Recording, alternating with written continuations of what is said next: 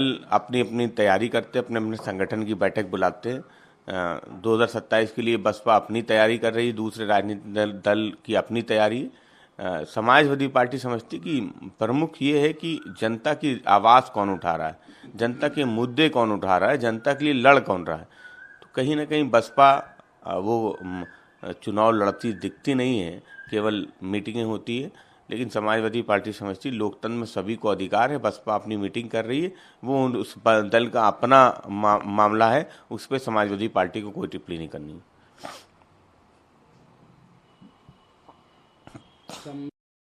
कुंभ के जल से उसको भरा जाएगा और जो लोग कुंभ स्नान करने नहीं जा पाए वो जो है वहाँ पे स्नान करेंगे।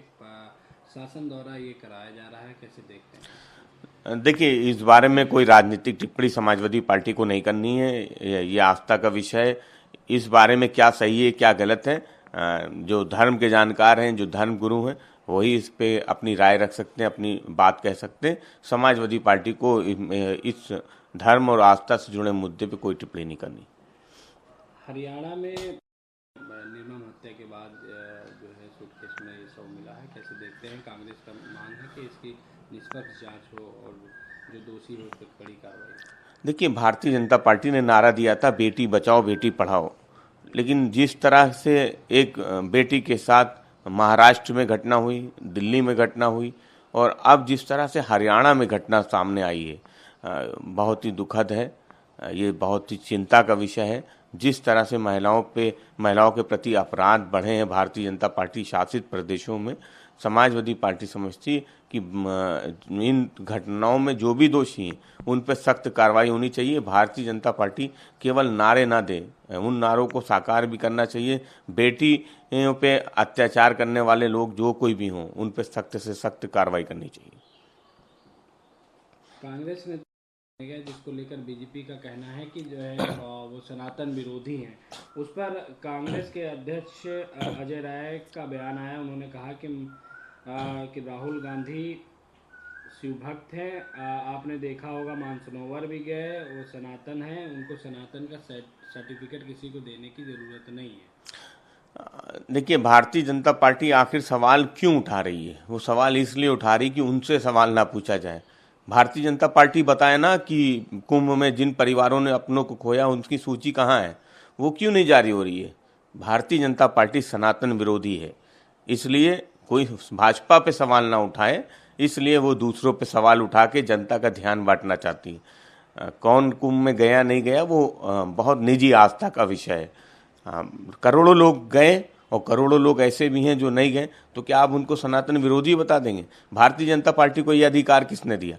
इसलिए समाजवादी पार्टी समझती भारतीय जनता पार्टी जनता का ध्यान मुख्य मुद्दों से हटाना चाहती है, कुंभ में हुई अव्यवस्थाओं से हटाना चाहती है, इसलिए सवाल उठा रही है, लेकिन जवाब नहीं दे रही जिन सवालों को जनता पूछ रही है।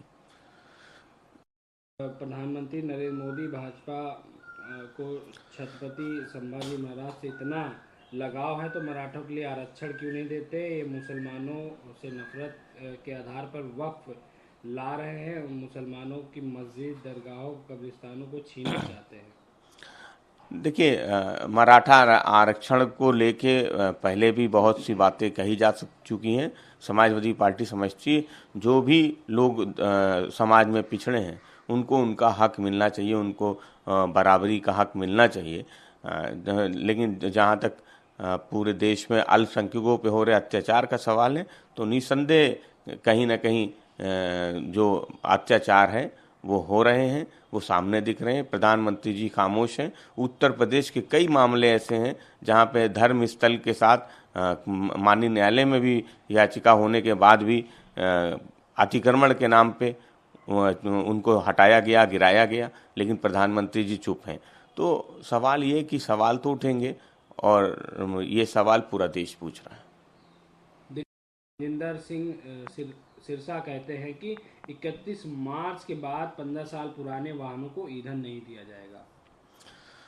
देखिए, किसी भी तरह से जो प्रदूषण है उसको कम करने के जो फैसले हैं समाजवादी पार्टी समझती है वो उचित है।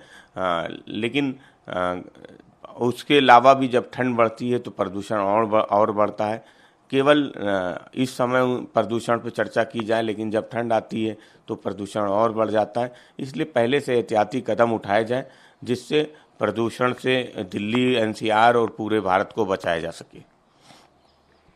केंद्र का एक उच्च स्तरीय समीक्षा बैठक में केंद्रीय गृह मंत्री अमित शाह ने निर्देश दिया कि 8 मार्च 2025 से मणिपुर के सभी मार्गों को जनता के लिए खोल दिया जाए और किसी प्रकार की बाधा अगर उत्पन्न कोई करता है तो उसके खिलाफ कार्रवाई भी की जाए। देखिए, भारतीय जनता पार्टी की सरकार मणिपुर में शांति स्थापित करने में पूरी तरह से विफल रही है। जो गृह मंत्री जी वो पहले भी मणिपुर जा चुके हैं, लेकिन स्थिति को कंट्रोल करने में असफल रहे। मुख्यमंत्री को अपने पद से हटना पड़ा, लेकिन केंद्र सरकार की जो जिम्मेदारी थी उसमें किसी ने अपनी जिम्मेदारी नहीं ली कि आखिर इतनी बड़ी असफलता, जो जिस तरह की हिंसा हुई, जिस तरह से घटनाएं सामने आई, देश को शर्मसार होना पड़ा, उन घटनाओं की जिम्मेदार कौन है। तो समाजवादी पार्टी समझती देश की जनता, मणिपुर के लोग, उनसे हम अपील करते हैं कि वो शांति बनाए रखें। शांति का रास्ते से ही हर समस्या का समाधान है। इसलिए समाजवादी पार्टी मणिपुर की आवाम से ये अपील करती है कि वो शांति बनाए रखें।